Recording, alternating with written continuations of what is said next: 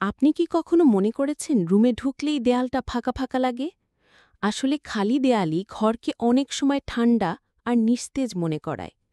আজ আমরা শিখব কিভাবে দেয়াল সাজালে আপনার ঘর হবে প্রাণবন্ত, আরামদায়ক আর একদম নিজের মতো।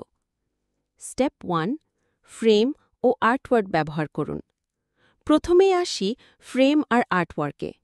আমাদের দেশে অনেকেই শুধু ফ্যামিলি ছবি ঝুলিয়ে থেমে যান, কিন্তু আপনি চাইলে পোস্টার, মোটিভেশনাল কোট কিংবা ছোট ছোট আর্ট প্রিন্টও ব্যবহার করতে পারেন। টিপস: যদি দেয়াল বড় হয় তাহলে 3 বা 5টা ফ্রেম একসাথে গ্রিড আকারে ঝুলিয়ে দিন। ছোট দেয়ালে একটি বড় পোস্টার বা আর্টওয়ার্কই যথেষ্ট। এতে আপনার রুমে এক ধরনের পার্সোনালিটি তৈরি হবে, যা আপনার চরিত্রের সাথে মিলবে। স্টেপ 2, আয়না যোগ করুন। আয়না শুধু সাজসজ্জার জন্যই নয়, বরং এটি একটি প্র্যাকটিক্যাল হ্যাক। বাংলাদেশের অনেক ফ্ল্যাট ছোট সাইজের হয়, তাই ঘর ছোট বা কম আলো হলে আয়না খুব কাজে দেয়। কেন আয়না ব্যবহার করবেন? এটি আলো প্রতিফলিত করে, ফলে ঘর উজ্জ্বল দেখায়, ছোট রুমকে বড় মনে হয়, ওয়াল ডেকোরের অংশ হিসাবেও সুন্দর লাগে।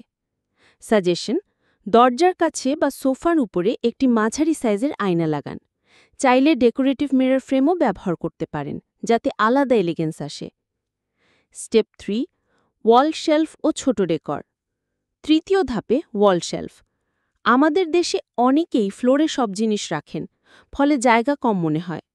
কিন্তু দেয়াল ব্যবহার করলে জায়গা বাঁচবে এবং স্টাইলিশও দেখাবে। কি রাখতে পারেন শেলফে? ছোট পটেড প্লান্ট যেমন মানি প্লান্ট বা স্নেক প্লান্ট, বই, ছোট ছোট ডেকর পিস যেমন মোমবাতি বা শো পিস। মনে রাখবেন, বেশি জিনিস একসাথে রাখবেন না, কারণ অনেক কিছু রাখলে দেয়াল অগোছালো দেখাবে। 2-3টা এলিমেন্টই যথেষ্ট। স্টেপ 4, লোকাল টাচ যোগ করুন। একটা বিশেষ টিপস হল বাংলাদেশের লোকাল আর্ট বা হস্তশিল্প ব্যবহার করতে পারেন, যেমন নকশিকাঁথা ডিজাইনের ওয়াল হ্যাঙ্গিং, জুট ম্যাট বা হাতে তৈরি ক্রাফট। এতে আপনার রুম শুধু সুন্দরই হবে না, বরং ইউনিক আর কালচারাল ফিল দেবে।